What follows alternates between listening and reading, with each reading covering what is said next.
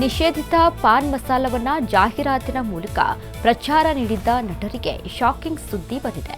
Bollywood ನಟರಾದ ಶಾರುಖ್ ಖಾನ್, ಅಜಯ್ ದೇವಗನ್ ಮತ್ತು tiger ಶ್ರಾಫ್ಗೆ Maharashtra ಆಹಾರ ಮತ್ತು ಔಷಧ ಆಡಳಿತ ನೋಟಿಸ್ ಅನ್ನು ನೀಡಿರುವ ವಿಚಾರ ಬೆಳಕಿಗೆ ಬಂದಿದೆ. ನಿಷೇಧಿಸಲ್ಪಟ್ಟಿರುವ ಪಾನ್ ಮಸಾಲ ಉತ್ಪನ್ನವನ್ನು ಜಾಹೀರಾತಿನ ಮೂಲಕ ಪರೋಕ್ಷವಾಗಿ ಪ್ರಚಾರ ಮಾಡುತ್ತಿದ್ದಾರೆ ಎಂಬ ಆರೋಪದ ಮೇಲೆ ಈ ಕ್ರಮ ಕೈಗೊಳ್ಳಲಾಗಿದೆ. ಮೂವರು ಬಾಲಿವುಡ್ ನಟರು ಒಟ್ಟಾಗಿ 2024ರಲ್ಲಿ ಕನಕನದಲ್ಲೂ ಎಂದು ಗುಟ್ಕಾ ಜಾಹೀರಾತು ಮಾಡಿದರು.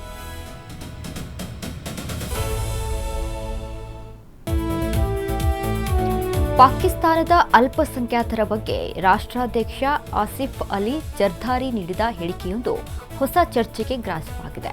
ಪಾಕಿಸ್ತಾನದಲ್ಲಿ ಮುಸ್ಲಿಮರು ಸಹನಶೀಲರಾಗಿದ್ದು ಇಲ್ಲಿನ ಹಿಂದೂಗಳು ಅತ್ಯಂತ ಸ್ವತಂತ್ರವಾಗಿ ಬದುಕುತ್ತಿದ್ದಾರೆ ಎಂದು ಬಣ್ಣಿಸಿದ್ದಾರೆ.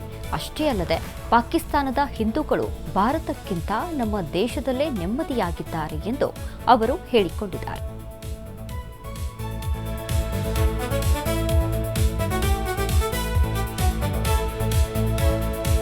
ರಾಕಿಂಗ್ ಸ್ಟಾರ್ ಯಶ್ ಅಭಿನಯದ ಬಹುನಿರೀಕ್ಷಿತ ಟಾಕ್ಸಿಕ್ ಸಿನಿಮಾ ಆಗಸ್ಟ್ 26ರಂದು ತೆರೆಗೆ ಬರಲು ಸಜ್ಜಾಗಿದೆ.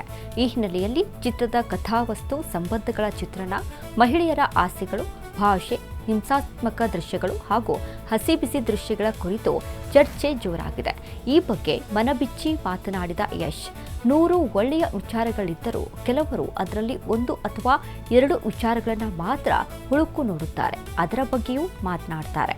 ತೊಂದರೆ ಇರೋದು ಸಿನಿಮಾ ನೋಡೋದು ಬೇಡ ಅಂತ ಮುಕ್ತವಾಗಿ ಹೇಳಿದ್ದಾರೆ.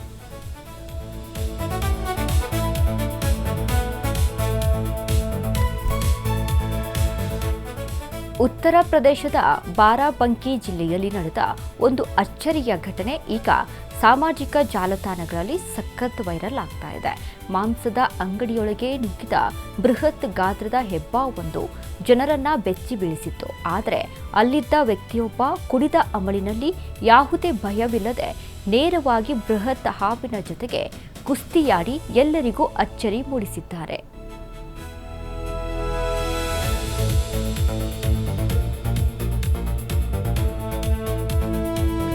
ಪಾನಿಪುರಿ ವ್ಯಾಪಾರಿಗಳೇ ಗಮನಿಸಿ, ಬೀದಿ ಬದಿಯಲ್ಲಿ ಪಾನಿಪುರಿ ಮಾರೋರೇ ಗಮನಿಸಿ. ಕರ್ನಾಟಕದ ಆರೋಗ್ಯ ಇಲಾಖೆ ಕಣ್ಣು ನಿಮ್ಮ ಮೇಲೆ ಬಿದ್ದಿದೆ. ಇನ್ನು ಮುಂದೆ ಏಫ್ರಾನ್ ಧರಿಸಿ ಮಸಾಲೆ ಪುರಿ, ಪಾನಿಪುರಿ ಕೊಡಬೇಕು. ದೊಡ್ಡ ಹೋಟೆಲ್ಗಳಿಗೆ ಹೋಲಿಸಿದ್ರೆ ನಿಮ್ಮ ಆಹಾರ ತಾಜಾ ಇರುತ್ತೆ. ನೀವು ಸ್ಟಾಕ್ ಕಡಿಮೆ ಇಡೋದ್ರಿಂದ ತರಕಾರಿ ಫ್ರೆಶ್ ಆಗಿರುತ್ತೆ. ಶುಚಿತ್ವಕ್ಕೆ ಆದ್ಯತೆ ನೀಡಿದರೆ ಯಾವುದೇ ಚಿಂತೆ ಇರೋದಿಲ್ಲ ಅಂತ ಹೇಳಿದೆ.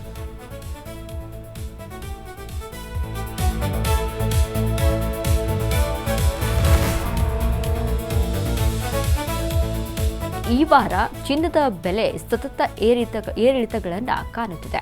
ವಾರಾಂತ್ಯದಲ್ಲಿ ಆಭರಣ ಚಿನ್ನದ ಬೆಲೆ ಗ್ರಾಮ್ಗೆ 205 ರೂಪಾಯಿ ಏರಿದೆ. ಇನ್ನು ಸ್ಪಾಟ್ ಚಿನ್ನದ ಬೆಲೆ $139ನಿಂದ $140ಗೆ ಏರಿದೆ. ಆದರೆ ಬೆಳ್ಳಿ ಬೆಲೆಯಲ್ಲಿ ತುಸು ಇಳಿಕೆಯಾಗಿದೆ. ಭಾರತದಲ್ಲಿ ಸದ್ಯ 10 ಗ್ರಾಂನ 22 ಕ್ಯಾರೆಟ್ ಚಿನ್ನದ ಬೆಲೆ 1,42,200 ರೂಪಾಯಿ ಇದೆ. ಇನ್ನು 24 ಕ್ಯಾರೆಟ್ನ ಅಪರಂಜಿ ಚಿನ್ನದ ಬೆಲೆ 1,55,000 ರೂಪಾಯಿ ಆಗಿದೆ. 100 ಗ್ರಾಂ ಬೆಳ್ಳಿ ಬೆಲೆ 25,000 ರೂಪಾಯಿ ಇದೆ.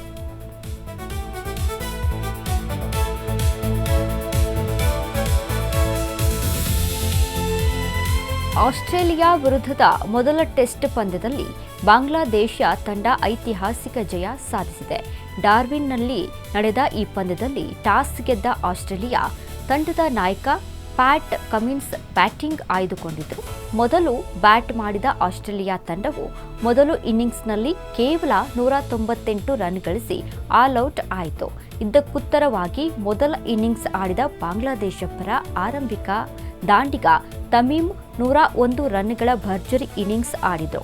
ಈ ಸೆಂಚುರಿ ನೆರವಿನೊಂದಿಗೆ ಬಾಂಗ್ಲಾದೇಶ ತಂಡವು ಮೊದಲ ಇನ್ನಿಂಗ್ಸ್ನಲ್ಲಿ ಬರೋಬ್ಬರಿ 426 ರನ್ ಕಲೆ ಹಾಕಿತ್ತು. 228 ರನ್ಗಳ ಹಿನ್ನಡೆಯೊಂದಿಗೆ ದ್ವಿತೀಯ ಇನ್ನಿಂಗ್ಸ್ ಆರಂಭಿಸಿ ಆಸ್ಟ್ರೇಲಿಯಾ ತಂಡ ಗಳಿಸಿದ್ದು ಕೇವಲ 284 ರನ್ಗಳು ಮಾತ್ರ.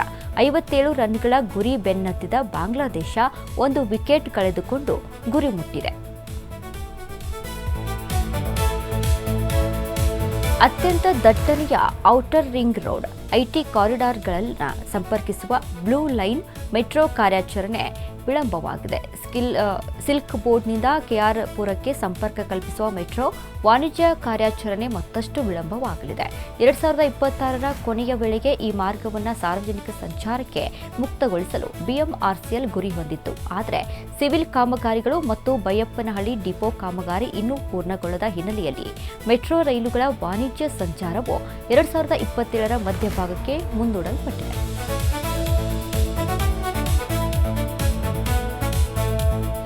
ಲಾಲ್ಬಾಗ್ ಫಲಪುಷ್ಪ ಪ್ರದರ್ಶನಕ್ಕೆ ಭರ್ಜರಿ ರೆಸ್ಪಾನ್ಸ್ ಸಿಕ್ಕಿದೆ. ಲಾಲ್ಬಾಗ್ನಲ್ಲಿ ಆಯೋಜಿಸಿದ 220ನೇ ಪ್ರದರ್ಶನದಲ್ಲಿ ಗಂಗಾ ರಾಜವಂಶದ ವೈಭವ ಮರುಸೃಷ್ಟಿ ಆಗಿತ್ತು. ಇನ್ನು ಗಂಗರ ಸಾಮ್ರಾಜ್ಯದ ಥೀಮ್ಗೆ ಜನರಿಂದ ಮೆಚ್ಚುಗೆ ವ್ಯಕ್ತವಾಗ್ತಿದೆ. ಫ್ಲವರ್ ಶೋಗೆ ಮಕ್ಕಳು ವಯಸ್ಕರು ಫುಲ್ ಮಾರ್ಕ್ಸ್ ಕೊಟ್ಟಿದ್ದಾರೆ. ನಿನ್ನೆ ಒಂದೇ ದಿನ ಸಿಕ್ಕಾಪಟ್ಟೆ ಜನರು ಪ್ರವಾಹದಂತೆ ಹರಿದು ಬಂದರು. 1.5 ಲಕ್ಷ ವಯಸ್ಕರು, 27,000 ಮಕ್ಕಳು, 34,000 ವಿದ್ಯಾರ್ಥಿಗಳು ಭೇಟಿ ನೀಡಿದರು.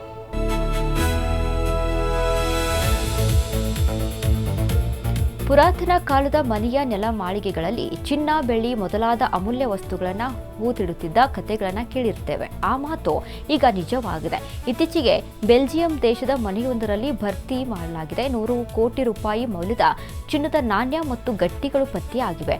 ಪುರಾತನ ಬಂಗಲೆಯೊಂದರ ಒಳ ಚರಂಡಿ ದುರಸ್ತಿ ಕೆಲಸ ನಡೆಯುತ್ತಿದ್ದು, ಪೈಪ್ಲೈನ್ ಕೂರಿಸಲು ನೆಲಮಾಳಿಗೆಯನ್ನ ಡ್ರಿಲ್ ಮಾಡಿದಾಗ ಈ ಖಜಾನೆ ಪತ್ತೆಯಾಗಿದೆ.